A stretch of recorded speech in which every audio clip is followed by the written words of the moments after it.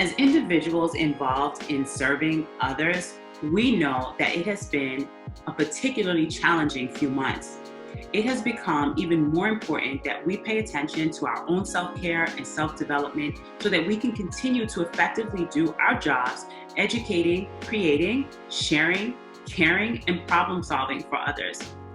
I'm Nicolette. Thank you for sharing your time with me. I'd like to share with you a self-care practice that can support us in getting better at what we do by becoming better at who we are. It's called mindful journaling or journaling with intention. If you're interested in learning more about how this practice can help us, then stay right here.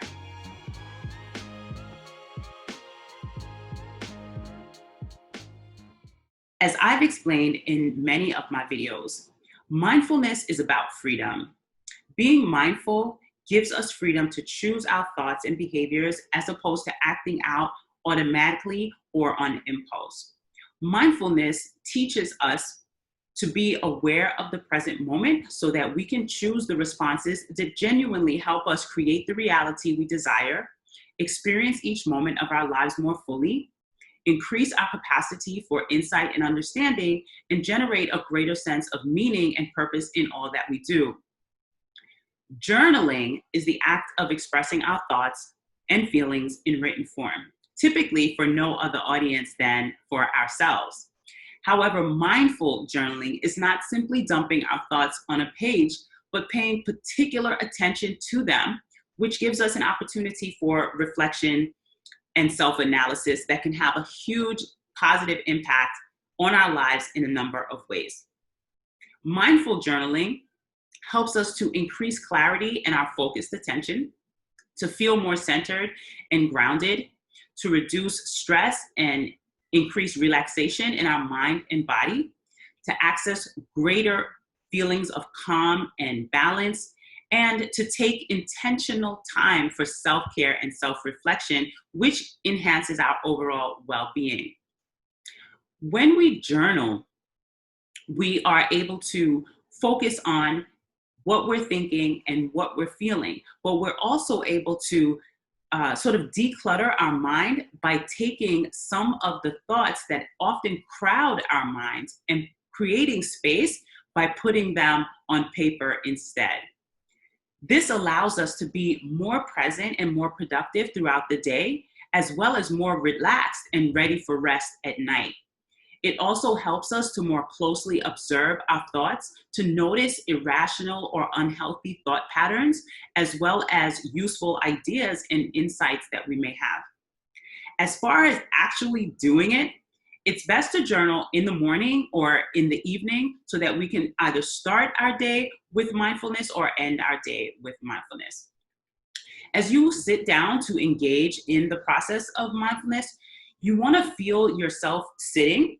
You want to bring attention to your body. You want to feel your feet on the floor. You want to feel the weight of the pen or the pencil that you hold in your hand. And you also want to pay attention to the weight of your hand on whatever it is that you are writing on. You want to take a few deep breaths to simply ground yourself in the present moment. To prepare for mindful journaling, it may be helpful to try meditation. There are several that are quite conducive to relaxing the mind and opening the mind and relaxing your body. And I have linked them in the playlist for this particular session. It is also recommended to end your journaling session with meditation as well, as it helps with processing thoughts and emotions that may arise. I suggest any form of progressive relaxation, such as a body scan, loving kindness, self-compassion, gratitude, or grounding. If you'd like, you can even start with a simple, short, deep breathing meditation. And again, you'll find them all in the playlist that I've created for the mindful journaling session. It is best to pick a time where you would be less prone or less apt to being distracted or interrupted for at least 10 to 30 minutes. And because we spend so much time on our devices, it is good to give our eyes a screen break by engaging in a different way of using our hands and our minds to write longhand in a notebook or a pad. It is also suggested that using a notebook or a journal, the same notebook or journal each time, creates a sense of comfort and consistency when trying to establish a mindful journaling habit. You may choose to respond to a specific prompt that you've been given, or if you don't want to do that to get started, you can simply just take some time and ask yourself, right now in this moment, I notice I'm feeling, I'm thinking, I'm sensing, or any of those. It's also good at the end of writing whatever it is that comes up for you, that you think about what was easy about journaling, what was difficult. Are you noticing anything coming up for you? Are you deriving any benefits from it after a little while? You want to keep in mind that it is best to practice non-judgment as you write, and to let go of any desire to self-censor or to edit your thoughts. You also want to aim for some type of consistency by writing consecutively at least once per day. So just a word of caution before I close. Journaling can be especially helpful for people with PTSD or a history of trauma.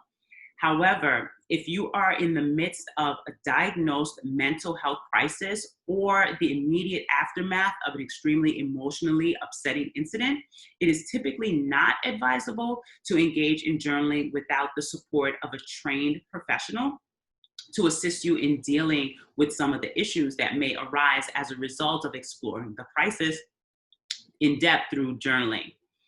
Be sure to refer to the playlist of suggested guided meditations and to subscribe to this channel to receive any new ones as I come out with them.